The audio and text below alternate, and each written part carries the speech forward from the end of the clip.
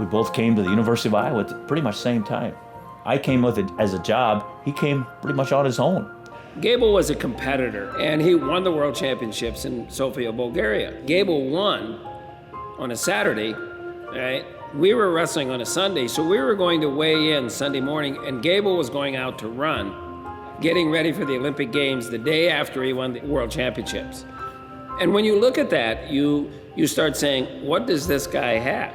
After 72, I'm looking at myself saying, I didn't get where I want. What do I have to do to get there? This guy has something that's special. If you want to get to the top of the mountain, go with the guy that goes there every day. So I resigned my commission in the service. I wanted to wrestle again. Picked up the phone, said, hey, can I come to Iowa? That's where Gable was. Packed everything in a trailer. Knew not one person except for Dan. Got in the car and drove to Iowa City to go to graduate school.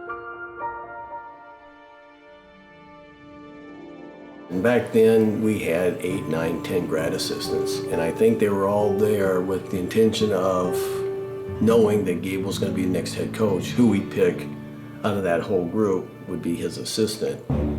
Kurtelmeyer was the head coach, and he kind of had a plan to bring this all together. The success came very fast. 72, 73, Iowa is a wrestling unknown. And then in 75 and 76, they win the national tournament. So Kurtelmeyer coaches for 4 years, wins the national tournament 2 out of those 4 years. He sees an entry into administration. So as he moves into the administration in 76, Gable then becomes the head coach.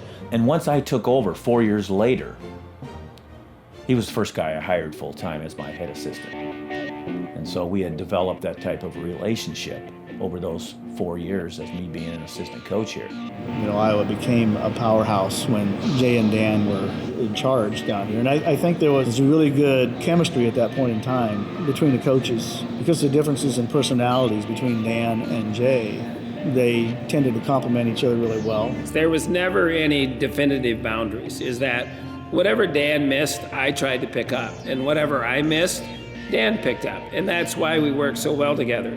He was a great motivator by virtue of who he was and what he did and wrestling in the room. I was kind of the technical guy, right? That would work with guys one-on-one. In the mornings when we'd have practices between 6:30 in the morning till 10 o'clock, 9:30 in the morning, Jay was kind of the guy that spearheaded that to really get this one-on-one stuff.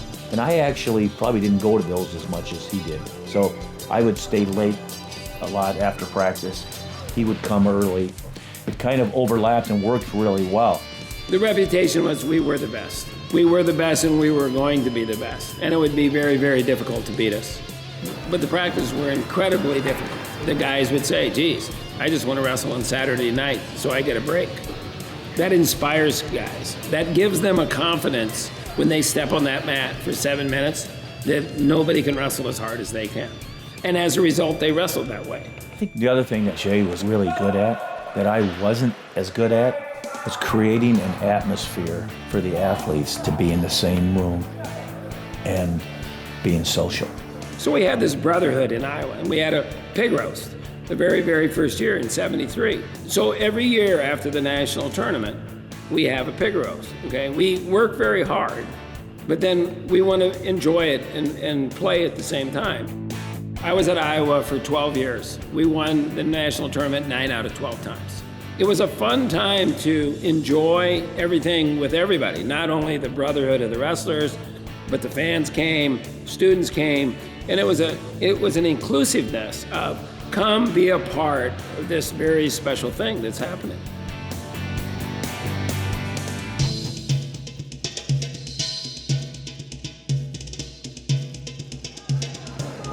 All right, 30 seconds, ready. Go! Go! Everything you got. I don't want you to have anything left. I've been trying to work as hard as I can every practice. Sometimes I might be a little bit sore at a certain practice and affect how hard I'm working. I was ready to go and I just went after it. Trampe and Radner continue to push themselves hard. The results pay off. We're breathing hard. That feels good, right? Yeah. Feels good to work hard. Yeah. Okay? Positive is going to Radner and Trampe. Give him a hand on 3. 1, 2, 3. Yeah, finally got the positive that I was looking for. For positive today, we got Trampe and Radner. All right, give them a clap on 2. 1, 2. Well, I got my first positive of the camp, and it really cheered me up because I felt like I deserved that for the past few practices, and finally paid off. Kind of worked out to my roommate Zach, got it too. It was a pretty good morning. Can we get the I'm Gonna Be Somebody shirts? Yeah, for sure. What's your last name and what wrestling group are you in? Radner, wrestling group home. All right, ready to go? Positive shirts. Yeah. Shirts we get for getting a positive during wrestling practice. What are you guys gonna go do now until hard practice? Probably take a nap. Yeah.